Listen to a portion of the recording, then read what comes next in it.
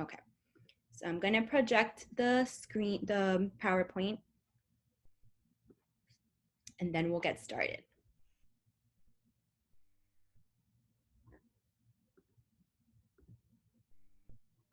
Okay.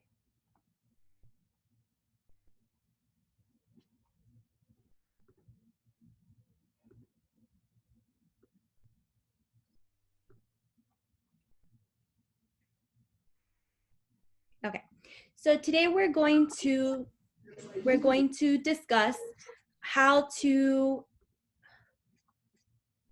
excuse me, we have one more person coming in, so let me just let them in and then we'll start from the beginning. Okay, so as I mentioned before, we have two new participants, so I'm just gonna repeat this once her audio comes on.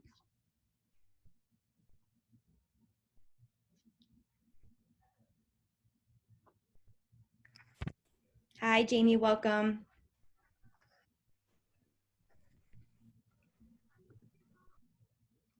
Okay, so I'm going to be recording the training, and I'm going to have everybody on mute so that everybody can hear the entirety of the contents.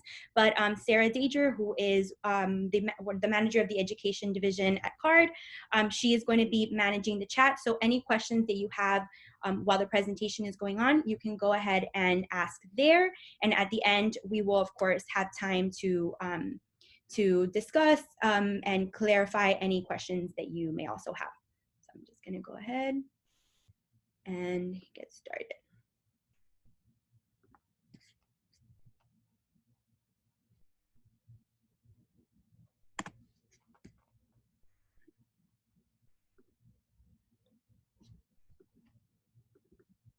Sorry, let me fix that.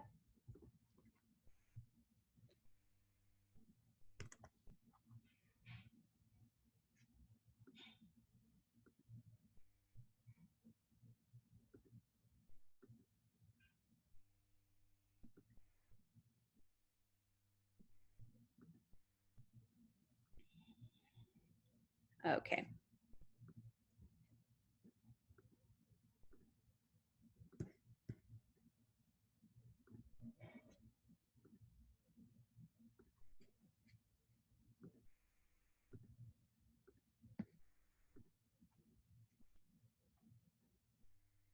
Okay. So today we'll be discussing how you can build positive relationships with your school. Okay, so this is a hierarchy and it's a recommendation that we, in conjunction with the Miami-Dade County Public Schools, recommend for how to communicate effectively anything that you may have going on, how to promote the most positive environment and positive communication with your school. So if you begin and you have a concern or a question or just something that you need clarification on, our recommendation is that you always begin with the teacher. The teacher is the person that is going to know your child probably the most, and the person who is going to have a day-by-day relationship with you and your child. And then we suggest that you go through the hierarchy, which is after the teacher, it would be the ESC department head, which is somebody that is located in the school. After that, we recommend the assistant principal in charge of ESE, followed by the principal, and then if not, the ESC, ASC support, and then the region office, and lastly, we recommend you contacting the district. So we're gonna go into each of these in depth and explain why it would be best for you to go through this sort of hierarchy. Okay, so with the teacher, what should you communicate? You should communicate when you have curriculum questions, when you have behavior concerns, when there are just daily issues that are going on. You should build a rapport with your child's teacher and have a discussion to set what the expectations for communication are. How do they like to communicate best? What are best times and hours? And what is their policy for returning an email or phone call? And again, you would be getting this information from them, but they would be also giving this information, you would also be giving some of your information to them. How do you prefer to communicate? Is it emails? would you like a phone call? And we have to be very, very open and very clear in order to have that really solid foundation and solid communication. With what we have going on now with the COVID-19, this is a really, really crucial part of establishing a good relationship and finding what works best for you, your family, for your child, and for you and the teacher as partners.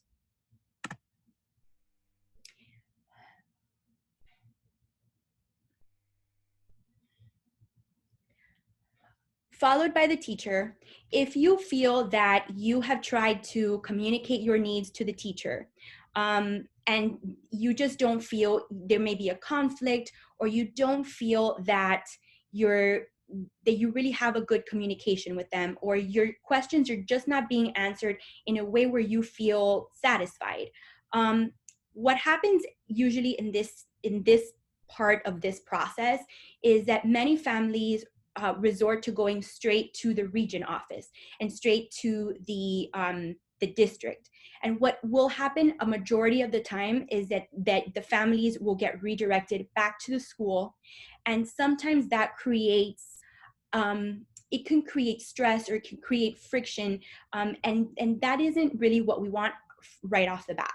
We want to try to create the best environment possible, because at the end of the day, the school and the parents, we all want what's best for the children. So followed by talking to the teacher. If you feel like you haven't been able to, the next person would be your ESC department head. So what do you communicate to this person? When your issues have not been resolved with the teacher in regards to curriculum or behaviors or daily concern. Most of the time, this is a person who's going to be involved in your child's IEP, or the person that that the child's teacher is going to go to for guidance when there's anything going on. So this is a person who probably has some idea, or probably knows your child in some way or another. So this is this would be the next step for you to go to try to resolve the issues that you're having, and maybe have this person sort of mediate between you and the teacher to solve whatever issues are happening in a timely manner. So before you get to the point where you communicate with the ESC department, so you can ask yourself these questions before you get to speak to the ESC department. So you're making sure that you're trying whatever you can to communicate with the teacher. So have you communicated those needs with the teacher? Have a discussion as to how best to communicate with your teacher, and give adequate time for the teacher to respond. Have emails or call logs of when you discuss your concerns with the teacher. And if you can answer yes to all of these, then this is a good time for you to contact your ESC department. Okay. If you've already spoken to the teacher, you've already spoken to the ESC head, and you still feel that you're not communicating well, that you're not getting the answers that you need, or that you're not resolving the issue that you have, the issue at hand, then the next step would be to contact the assistant principal. And in some schools, the assistant principal, there's one and only assistant principal, and in other schools there could be more than one. So you would have to find out which one would be in charge of the ESC department. So what would you communicate? Some classroom changes. You would want to communicate, again, the issues that you're having with the teacher, the issues that are happening, what is coming up with your child that you really want to remediate, that you want to make sure that is taken care of for your child, and so that they're in the best possible situation for them, and so that it is resolved in the best way possible. So if you feel, for example, that the current classroom placement is not appropriate, and you would like information on how to change your child's current classroom, discuss those needs first with the assistant principal in charge of ESC, or with the principal. And then after that, if, again, you've already reached out, this would be everybody at your current school. If you feel that you've communicated with everyone and the issue is still not resolved, and you feel kind of like you're reaching out to different people and it's just not it's not occurring the way that you want, and you're just not getting the answers that you need, then there is, and this is a lot of people know about them, and some people don't, but there is a team of individuals who actually helped to create this PowerPoint. They are the Autism Spectrum Disorders support staff, and they are a group of individuals who have different schools assigned to them, and they are teachers on special assignment, and a whole division dedicated from Miami-Dade County Public Schools dedicated to children that have autism spectrum disorders that are in all sorts of placements. So they could be in a self-contained setting, they could be in resource, the children could be in a full-on inclusion, and if they have that on their IEP, they have support from the ASD staff. So you are always welcome to communicate with them and get in contact with them after you've progressively gone through the people that are at your school. Now, if again you still feel that that your concerns are not being addressed, that that the things that you want to know are not you're not getting the answers that you need, and that's valid, then you get to the point where you can, and you can call them at any time, but these are just strategies for helping you to have a positive relationship with your school, to kind of not jump the gun and go to something that could be easily resolved within your school. But if you reach the point where you have communicated with your teacher, with the ESC department head, with your AP and your principal, and maybe even the autism support staff, then is when you would contact the region, and the region would help you with any concerns or disputes regarding the IEP. And then in last case scenario, you would contact your district office. So the way that the progression of things would be that you would discuss your concerns with your teacher. And then if you discuss those concerns with your teacher and it still is something that you're struggling with, it's still something that your child is not getting something that they're supposed to be getting, or you're just not satisfied, or you're just not communicating well, and it happens. There are times where the teacher can have the best interest and the parents can have the best interest, but there is just a block in communication. There is the teacher communicates one way and the parent communicates a different way, and those things, they can happen. So from there, you would go to your ESC department chair, and that person, again, you would have conversations with them. Did you discuss those concerns with them? And if you did, you still are unsatisfied, or the issue at hand hasn't been resolved, then you would reach out to your assistant principal or the principal of the school. Then followed by the autism support staff, the region, and finally you contact your district. Okay.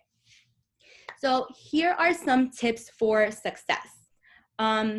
There are reasonable and there are reasonable and unrealistic expectations. Now, we're going to go over this, but I think it's also important for us to think about the things that are reasonable and unrealistic in our current state that we're in.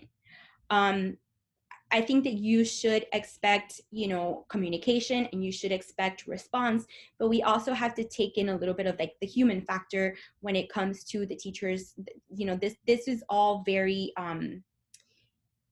what's happening now with the COVID-19 is very unexpected for them also. So I think, for the most part, and I can't speak for every single person, but I think for the most part, everybody is trying the best that they can. So here are some tips that I think could really help. So reasonable expectations are to discuss the idea of creating a communication system that works for both you and the teacher. So if right now the teacher has created a communication system, and for whatever reason, maybe it's through Google, or maybe it's through another platform, and that isn't working for you, don't get to the point where you're so frustrated that you maybe send an angry email, or you just stop communicating with the teacher. Go ahead and send the email and let them know, I'm having a hard time with this. Can I email you? Is there a different platform that we are both comfortable with that we can use so that I can communicate with you on a more consistent basis, or so that I can understand what's going on with my with my child's education. Discuss the expectation with your child's teacher so you are on the same page from day one.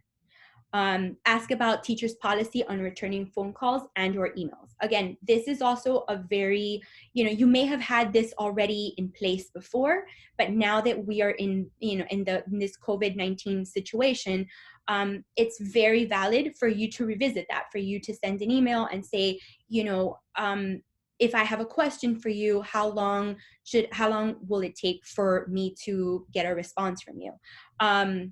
Or what is the best time for me to email you? Do you have different office hours? Things like that. Those are all valid questions for you to ask. And again, follow the chain of communication. So what are some unrealistic expectations? Expecting the teacher to contact you on a daily basis. That's going to be, again, in a regular, everyday, regular school type of setting. That's going to be very, very difficult, because your teacher is going to have many children that she or he is overseeing and teaching, and so having contact with your teacher on a daily basis is probably not going to be something that's going to happen. But maybe you can create a different type of system through your IEP, even if it's a weekly thing, a weekly email, a weekly check-in. And now you can ask about their office hours. You can see what is the best way for them to communicate with you, and how often. And again, those are all things that you can include in an email when you're reaching out to them. Expecting the teacher to respond on weekends and or during non-office hours. So again, finding out what are their office hours now and during this situation. What are the times that they are willing to, that they can communicate with you?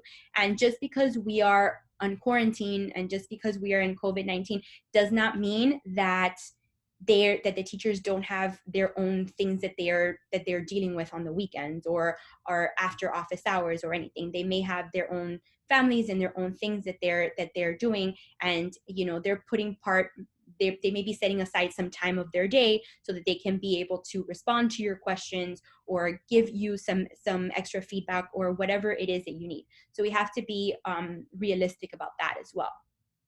And also making assumptions about a situation or a school's intent. Don't assume something, and it's very easy, especially if you have maybe a child that's that can't come home and communicate 100% of what happened in their day, and you hear something or you see something and you automatically assume, right? Because some of us have had history of things that have happened. Communicate with your teacher, communicate with your school, see what it is that's happening, so that you can resolve it the best way possible. Get everything that you need from them. And again, if the teacher cannot respond to you in a way where you're satisfied, follow the chain of communication.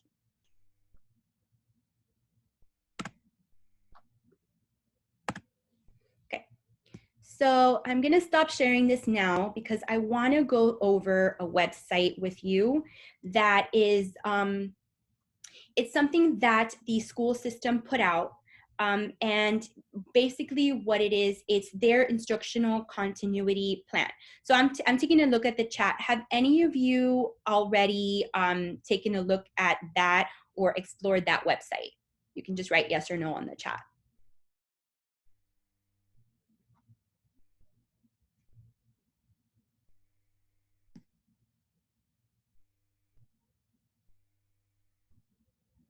Okay.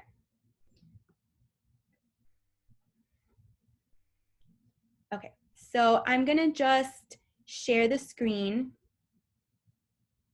Okay, thank you, Christopher. So you haven't. I'm gonna share the screen and I'm gonna pull it up and I'm gonna give you from there what are some of the key things. So there has been some back and forth and some questions about, for example, how much time should my child be engaged in reading per day or per week? How much iReady should my child be doing? How much math, etc. Some people feel that the work that they're getting is too much, and some families feel like the work that they're getting is too little. So I'm going to kind of go through this with you, show you a little bit of that website and kind of like the key things, and then we can just discuss it through there. So let me go ahead and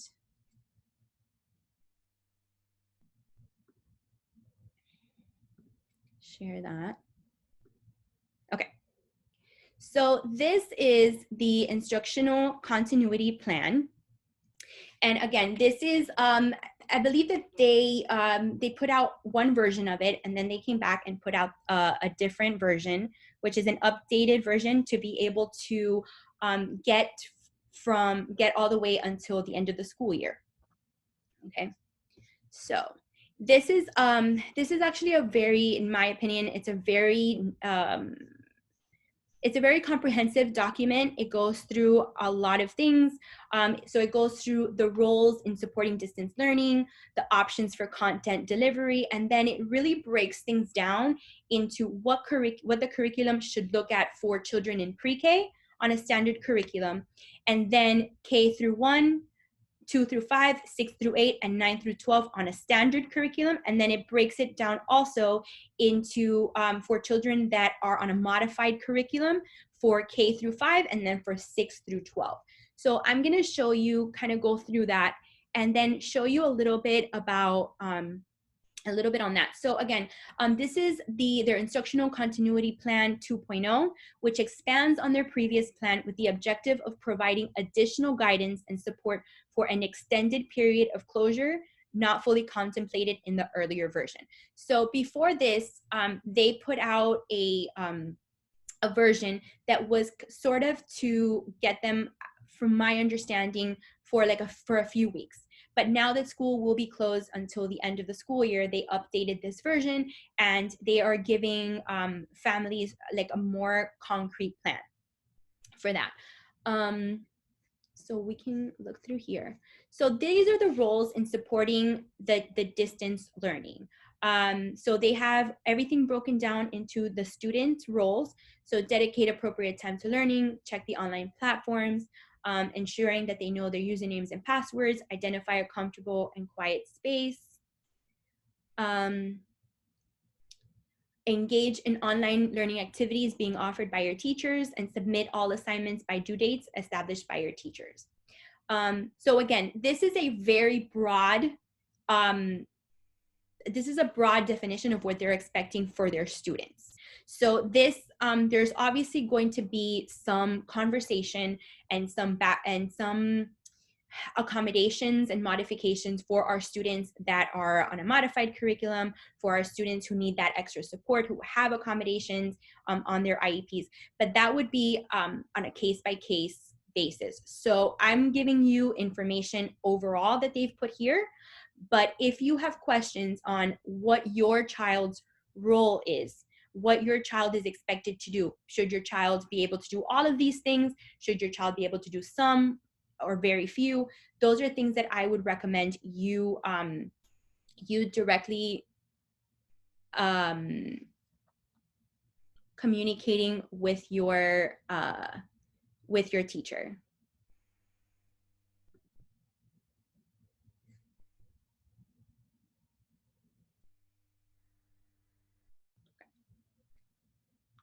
Okay, sorry, that went off for 1 second.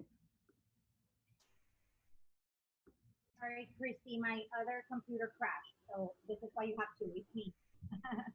Okay. Okay. So what is the role of the teacher? The role of the teacher is to develop high quality distance learning lessons and assignments for students that address core standards and benchmarks while balancing online learning. To use ESOL strategies for the English language learners, and provide appropriate accommodations for students with disabilities and students with 504 plans to the extent that's practical. Observe established office hours during regular scheduled day, provide instructional resources, communicate regularly with parents and families, participate in professional development and virtual learning sessions, and ensure that you are monitoring districts and school communications for up-to-date information. And then for families, assure that a mobile device and internet access are available, monitor district communications for up-to-date information, ensure that your children know their usernames or passwords, or you yourself have it if your child has difficulty maybe remembering that. Maintain communication for your children's teachers and school counselors. Engage your children in conversations regarding assignments, monitor time engaged, and support your children's emotional balance by providing time for physical activity and play. So again, these are what they're putting out there for all children, for all teachers, for all families. But if you are having difficulty with this, or your child is having difficulty with this, or maybe they're not having difficulty, but you just have questions on how they can access this type of learning, I recommend, and that is why I wanted to start with the establishing positive communications explanation, because I think it's important for you to have those conversations with your teacher for if something comes up and you're not sure how to do it, or if we go through something today in this plan and you feel that maybe it's not exactly what's happening, or that it could be different, then again, have a conversation with your teacher, have a conversation with your school's personnel. They're there to help you. And if for whatever reason you're not getting a call back or an email back or whatever it is, then you can reach out to the ASD support, and I will provide you at the end of the presentation, I will provide all of you via email the contact information for all of the school, all of the district offices, including the ASD support team. Okay, so there are some options for content delivery. There's teacher-directed instructional models, online instructional models, or hybrid instructional models. And I will also be sending you a copy of the presentation that has a direct link for this plan. Now, I'm gonna go through this in a little bit of detail so that you can see kind of like the key points for everything. So first of all, up here, this is obviously you can see this, but up here it will give you the grade level. So right here, and then the age levels, and right down here it will tell you what curriculum you are looking at. So this is for a standard curriculum pre-K, and then everything is broken down here. For language and literacy, it should be 3 hours and 20 minutes per week, or 40 minutes daily. Excuse me. For mathematical thinking, 2 hours and 30 minutes per week. And everything is broken down not only into weeks, but also into days. And if you want just a quick glance at it, at the bottom, it'll tell you in the yellow box down here, it tells you the total recommended student time on task. So for a child on a standard curriculum, which I believe in pre-K, they're all on standard curriculum, but for a child in standard curriculum in pre-K, ages 3 and 4, the total recommended student time on task is 10 hours and 50 minutes per week, which is about 2 hours and 10 minutes daily. And then it goes into all of the learning assignments per subject area, and it breaks it down even further into what they should be doing, including social and emotional development and enrichment brain breaks. And then it goes through that whole thing again for the elementary age students, K through 1. So elementary is broken down a little bit further. They have K through 1. Again, they have everything broken down in this table, and then on the bottom it tells you, so a child in the grade on a standard curriculum in grades K or first, they should have a total of 12 hours a week of student time on task.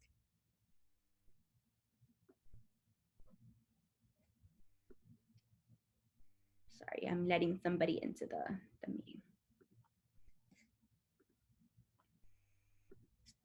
Okay. And then it keeps going. And then if you keep scrolling down, then you have elementary grades 2 through 5, then secondary. So you have all the middle school curriculum. Again, everything broken down.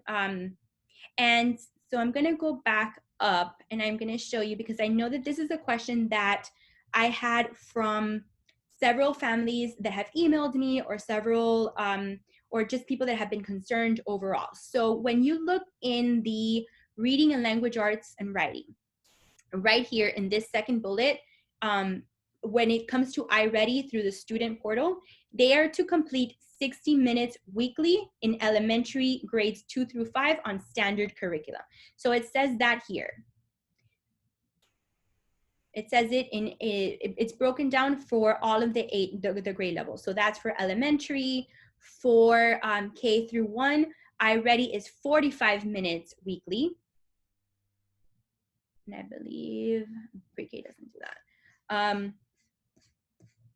So that was a question that I did get from many families, and that is it is also included there. I know that iReady is something that many schools use, and it can be a really nice program.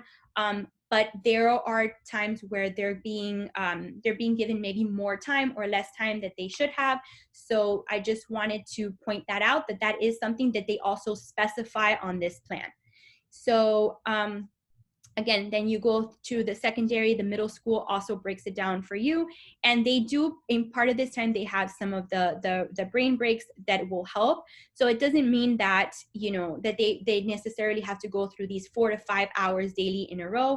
You can use some of these brain breaks to break this up, because for some of our students, they are going to need that accommodation. So I'm going to keep going. Again, it goes all the way up to high school.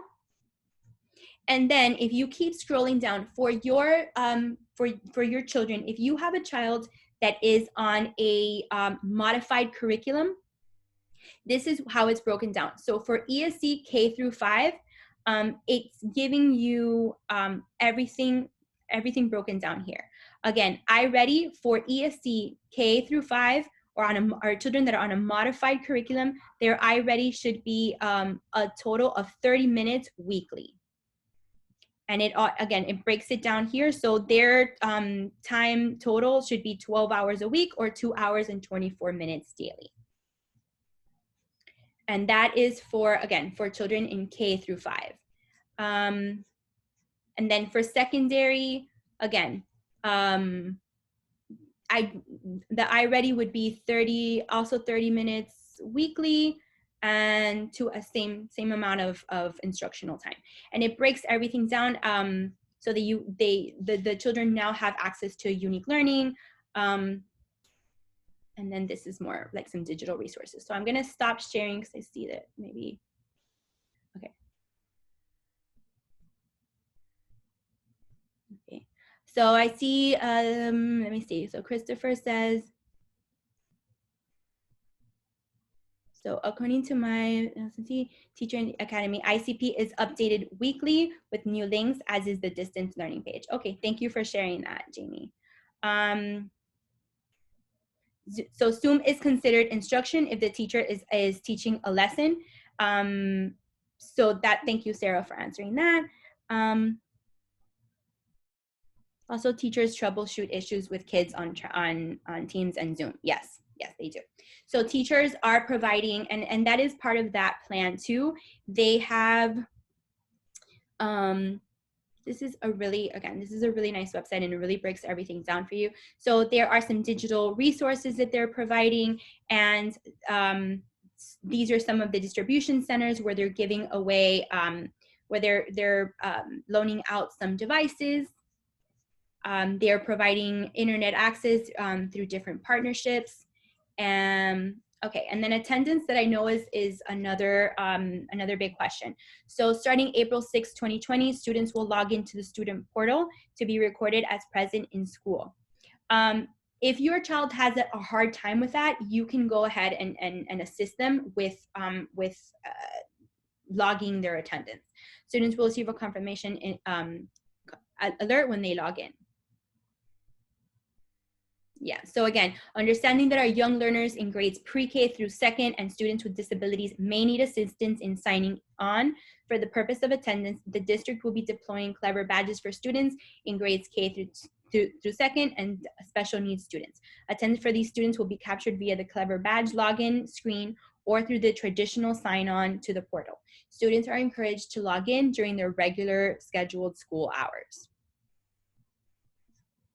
Okay, and then as somebody mentioned, I believe it was Jamie, they are communicating through Microsoft Teams and through Zoom, and that they go over all of that here. And so it also explains a little bit later on some of the PDs and things that are going on. So they are providing a lot of training for the teachers and supports, and the teachers themselves are, I think overall, are doing a nice job of they're doing a nice job of communicating with the parents and trying to help them as much as they can. I'm not sure. Only Zoom is about to win. Okay, so I'm gonna unmute you guys so we can talk about that, and then see. So Daniela, do you feel that it is too much for him? Well, some days I feel that he sits on the computer from 9 to 4 or 9 to 5, because he has the Zoom with the teachers. He has like 1 hour and 30 minutes. And then he has, I could get right away the speech and OT in school to serve him. So he have like half an hour once a week with each one. And he has his private therapy that is about 1 hour too. So, and plus I already Reflex Math, my own Quizlet for the word language. So some days it's a whole day. Okay, and so how do you feel that he's doing overall with that? Do you feel like it's a lot for him? I don't think the attention span is not there at all. So go ahead. When it is one-on-one, like he pay attention. When he has the whole group together, he's in the moon. Okay. And he does he have accommodations on his IEP for things like that, for group work or for attention? He has the half an hour more for each task. That's not always on me, right? Because he's at home. And he's supposed to have the special education teacher to redirect him. She does join the Zoom meeting, and she should that all the kids look the camera, and then they still adjusting. But other than that, he has a speech and routine in school that I didn't follow your pyramid. I went direct district. Okay. Sorry, but so I could get in the second week. They have Zoom meetings with him too. Okay. So that's the accommodation that he has in school. Okay. But I noticed I was very surprised how there is zero attention span. Yeah. Yeah. So I definitely think that, and this is why, again, this is why I wanted to have this meeting, and I'm actually going to stop the recording because I don't want it to be like, I don't want anybody, and I'll cut this out, Daniela. I don't want anybody